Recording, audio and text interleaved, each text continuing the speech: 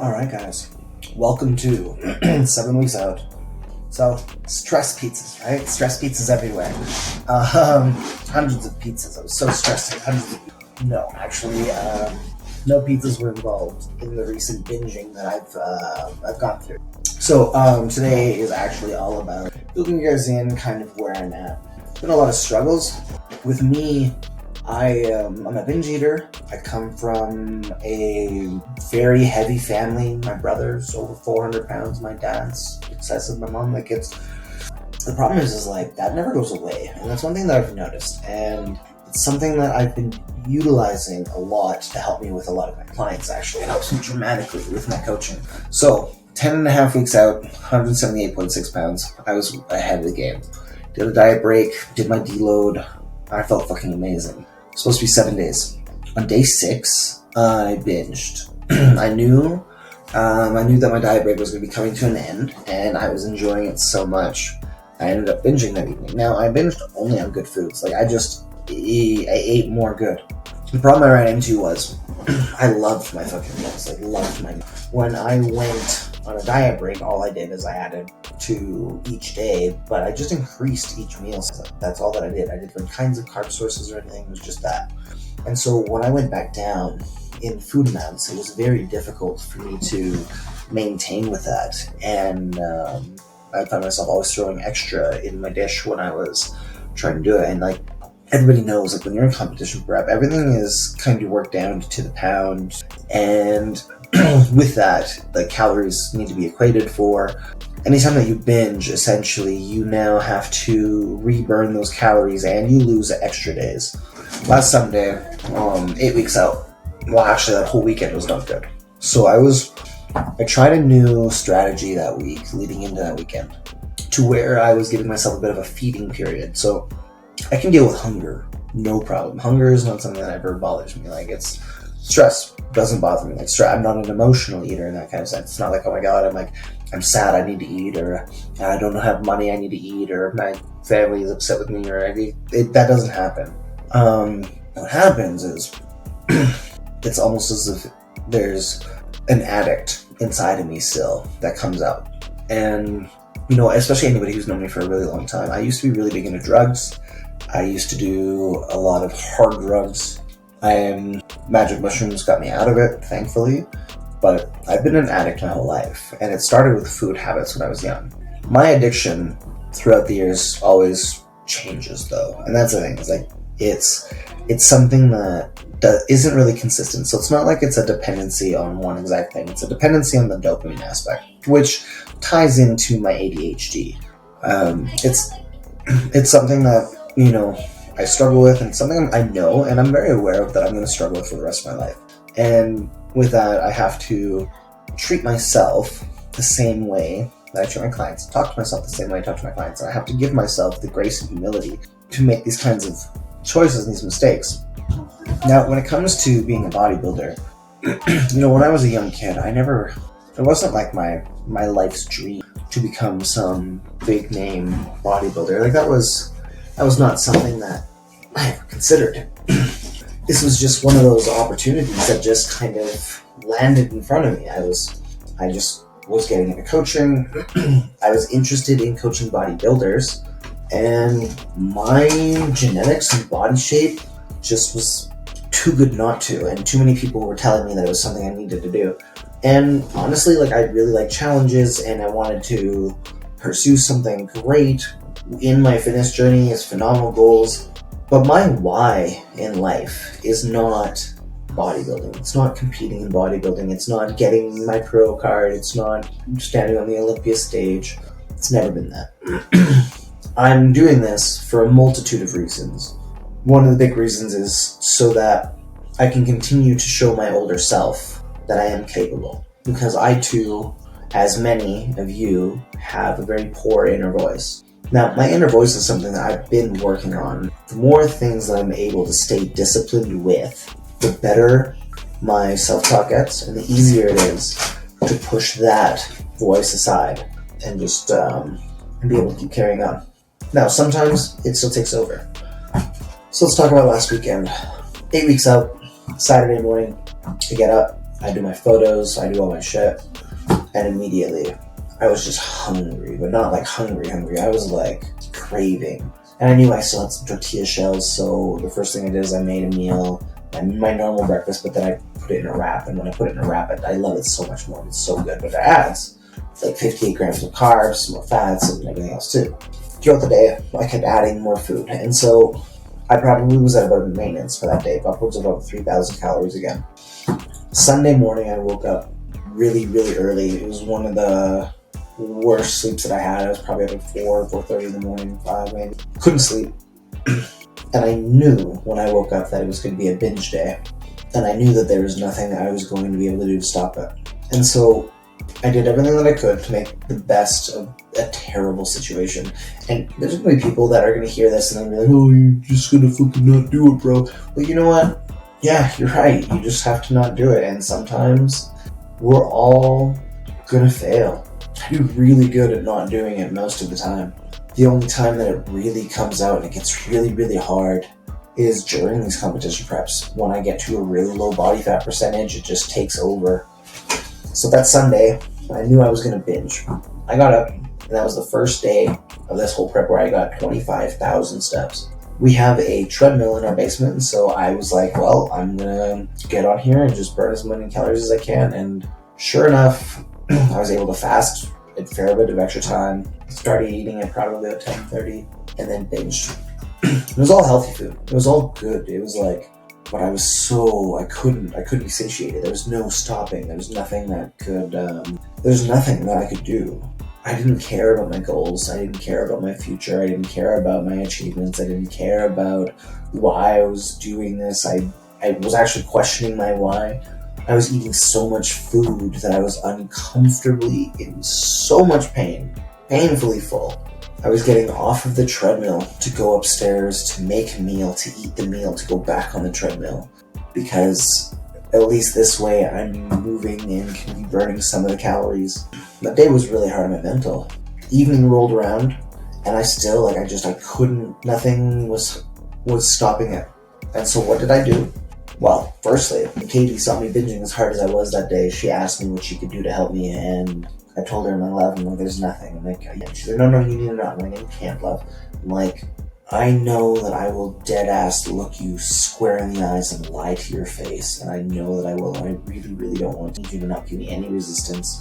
Just let this happen, let me figure it out, I will deal with the repercussion, but just don't give me resistance, because I do not want to get to that point where I break that value of mine. And I do not lie, I do not judge, I do anything and everything I can to be positive and have a good perspective on things. And being truthful and being honest is at the very, very top of my value hierarchy, and that is with anybody else and myself. And I told her I'm not going to lie to her anymore. And so evening rolls around and I'm like, okay, I'm going to go to the store, I want some bread or something. And then I thought about it, I was like, oh, you know what?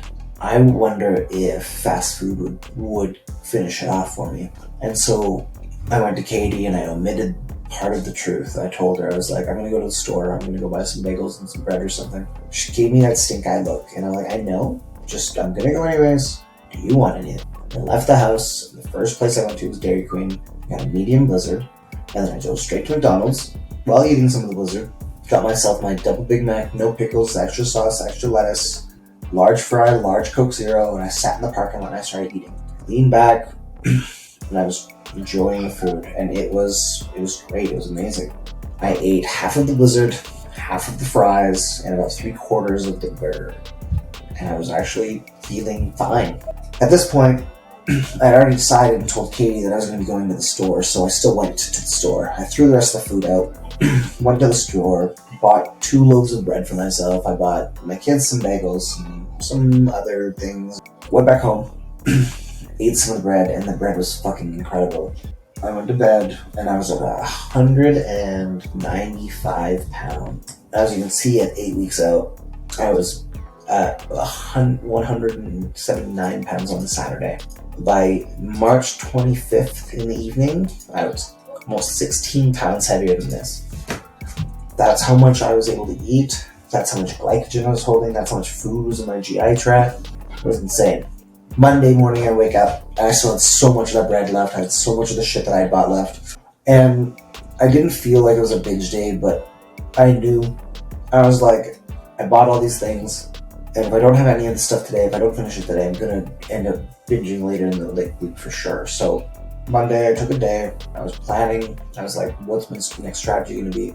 Tried a new strategy, and I was like, okay, so every time that I look at the scale in the morning and I see that I am back to close to where I was, I tend to binge shortly after. And so I was talking to Katie. I was like, hey, why don't we get you to weigh me in the evening? I won't look, and then we'll go from there. It worked for a couple of days, and then, what day was that? I think it worked all the way up until Friday. Once Friday rolled around, I ended up binging again. My day got away from me. I ended up skipping a meal earlier in the day. My workout was late, and then because of all that, I still had that meal that I needed to make up later in the day, and it's a higher carb meal, and when I ate that, it just set me up, and I did pretty good when it came to my cheats that day. Like, all healthy foods. I was doing smaller meal amounts so that the hope was that I'd be satiated enough that I'd be fine, or that I could at least push it off. So Katie ran me in the evenings, that didn't work. Fast forward to today, it's Sunday morning, and this morning, honestly, I had an amazing therapy session. It's a massage, but it was a great therapy session. So one thing is it's kind of, as a coach and as a trainer, a lot of times my personal training sessions with clients sometimes are a therapy session, in a sense where, they're asking me suggestions, and I just, I try to give them logic and reason, and I don't do my best not to meddle in any big decisions or anything, obviously, but it's kind of like a therapy session there. It's been a while since I've had one. I had that today, and it's not that anything new really came out. It was a reminder of the hardships that I've gone through again. All the things that have gotten me to where I am today, to be the person that I am today, to be on the trajectory that I've been on for the last while. It was a really good one. I had a really good cry. She had a really good cry. And I came out of that remembering why I'm doing what I'm doing. Why I'm pursuing these competitions, even though, I might not compete after this year. With my health, and my body doesn't like the steroids. My estrogen is always through the roof. I've had to add aromasin in, and I don't want to use AIs if I don't have to, but I aromatize like crazy. My blood pressure was high from the DECA, the tiny ass amount. There's these next 3 competitions that I've been looking at are quite possibly the last times that I'm actually going to be competing. It might change. That might be very different. I'm not sure, but as it currently stands, these might be the last 3. My old self would be proud of where I am now, and I'm aware of that, and that's super, super important. But I need to be able to keep that up. So now that I've given you the rundown of where I've been over the last week, let's visit all the changes and all the steps that I'm taking to be getting to where I need to be now, because I have 48 days left. 48 days is not a lot of time, and I have roughly 10 pounds of body fat that I still need to lose, so that's 35,000 calories. Problem is, now that we're this far in, and I'm aware that, no matter how strict I want to be with myself, there's going to be massive struggles, and I am prepared for those difficulties, and I'm going to do anything and everything I can to stay level-headed and stay actually on track.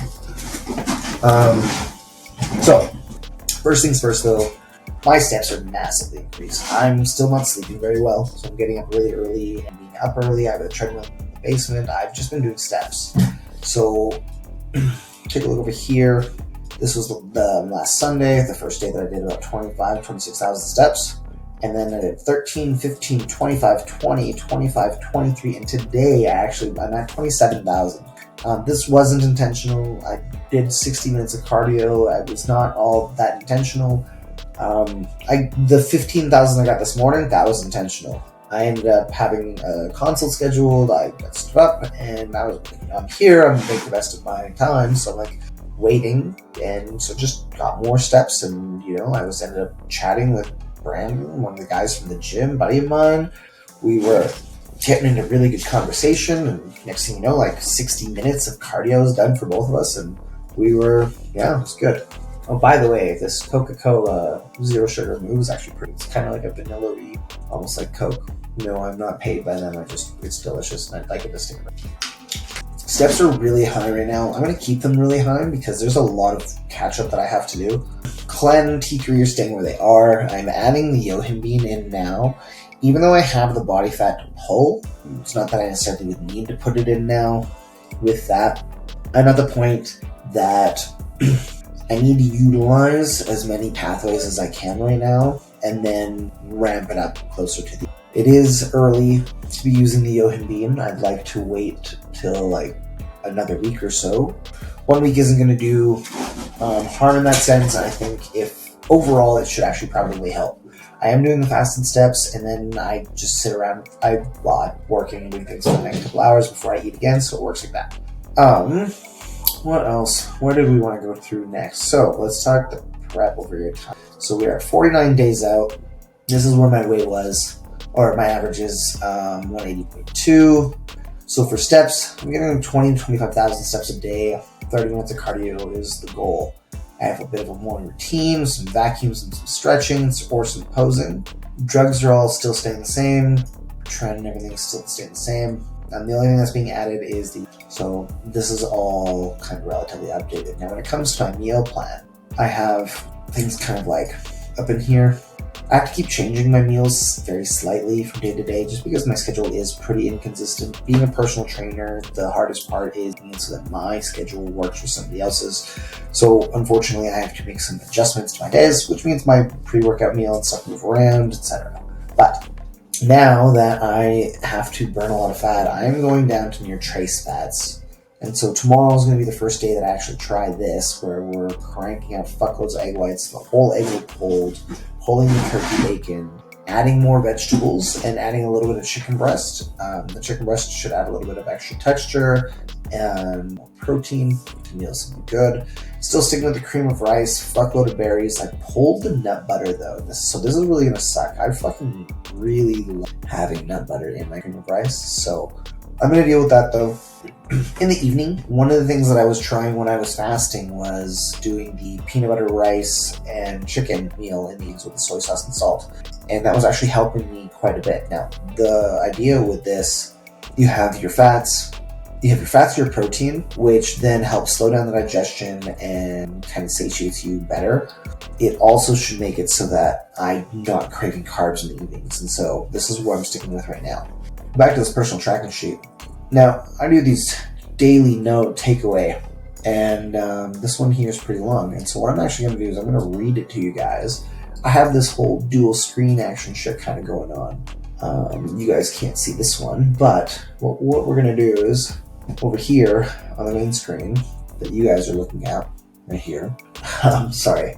We're going to make it so that you guys get to watch where my posing is at, and where my body, my physique is currently at as well. Now, one thing to note is this is actually in the evening. So this is not a really good depiction of how I look first thing in the morning. It is a video, it's a long video, as you can see, 4 minutes, 45 seconds. But I'm actually holding the poses for a pretty long period of time. Doing it like as if I was planning on being on stage. Now, one thing to note too is that terrible light is relatively intentional. I've got very bright LEDs shining on me. The idea is that I'm going to look not very lean with the lights, so that if I do look lean with the lights, I'm actually really fucking lean. Now, from the front, I look quite lean, but from the back, this is where I hold the majority of my full fat. Like, it's one of those things. Now, again, evening, so I've got a lot of water, food, sodium in me, recovering from binges and stuff. A couple of days, this should look really good. By next weekend, when I throw one of these out here, the back should look good again. So you guys, go ahead and have fun watching that. I'm gonna listen to it. I'm gonna read this here out to you guys. So, just kind of let you in with my head. This is how I talk to myself, how I aim to talk to myself, how I try to get my clients to talk to themselves. And a lot of times how I talk to myself. So I'm gonna read this so you guys are watching the sick front double bicep. So my daily notes takeaway for today. So I had an incredible therapy session, massage, this morning. I was reminded of my why. why I am on the path I am, why I am choosing to go through this difficult challenge, why I need to do and be better. But most of all, the main why is so that I can find more strategy, get past my own personal, so that I have more knowledge and experience to hand down to others. My impact must be, and I must achieve in order to inspire. I achieve in order to make my child self proud of the man that I've grown to be. I do not quit. I always do what I say I will. Just like with that bench press record that I set, just like after my first bodybuilding composition, I said I would make up for it. Well, here I am with my opportunity for even more growth, achievement, and opportunity. I'm not going to be throwing this away. My body is so incredibly capable, so we will see how well I can recover from these last weeks. My weight is the same as it was at around 11 weeks out, so I have some serious work to do. Mornings I'm unable to sleep, so I'm getting up and getting in tons of steps first thing. If I could sleep better, my results would come faster for sure. I am going to work on improving my sleep hygiene to see if that helps, which you can see I'm wearing my blue light blockers. My work ethic can only be beaten by those who do not have the same struggles. But for when my old, weak, fat, decrepit, defeated, depressed, anxious, non-believing, nihilistic self tries to show himself, I will have nothing but towers of stacked wins to ensure it stays small and is constantly reminded on how that is the old Devo. That person has been gone for a while, but now no longer has that power. The road to Excalibur is back in full-fledged, and I want nothing more than to be one day on my deathbed looking back to the day that I was knighted on stage when I won an overall title. There's a lot of affirmation in that. And the reason is because you do become the average. You become the average of what you think, you become the average of what you say, you become the average of your actions. So, with that all being said now though, I'm back on track. It's 8:15. I'm actually going to be going to bed after this, shortly after this. Doing my bedtime routine, which is stretching, hanging with family for a few, but as soon as there's any angst towards any kind of food, I'm just going to go straight to bed. Because I know if I have anything, I would end up binging. And I don't have anything left for my day for my calories. Good. So 49 days, 7 weeks out. I have almost too much to shed off in time, but we're going to see what we can come up with. We're going to see. This is the whole reason that we actually have the 3 shows. If, I do fuck up and not too much before the Alberta Open, I have time to recover before Vancouver. The downside is my subconscious, my inner shitty fucking old voice, old Devo is fully aware of that as well. And that motherfucker negotiates. So guys, gals, everybody listening, the big thing is you have to give yourself the humility and the grace to be. You're going to make mistakes, you're going to fuck up, you're not going to be able to stick to everything, and honestly, sometimes you're going to feel like you don't care. But just know that you're not alone in this, and it does get easier. The only time that I have this struggle still come out is only when I'm dieting this hard and when I'm challenging myself this much. And so if you are having that inner voice keep coming out and just hammering on and taking over your body and making you do the things that you know you shouldn't do, and just know that that's a sign that you are pushing your fucking limits and you're pushing your comfort zone, and that you're trying to grow into a better person, and that you're doing a great job, and that you're going to fail over and over and over, and every single time that there's a failure, you have to see, okay, what was the problem? How can I fix it? What was the problem? How can I fix it? Be kind to yourself. Give yourself that grace, that humility, like I am for myself. I don't want to have that regret. And you know what? The thing is if I don't win, that's also fine. But I need to make sure that I'm still bringing a good package to stage that day, because no matter what, whether I'm lean or fat, I am showing up on stage that day, and I'm going to be giving it my all. So here's to hoping for the best. Here's to seeing what my body is capable of, and catch you guys next week.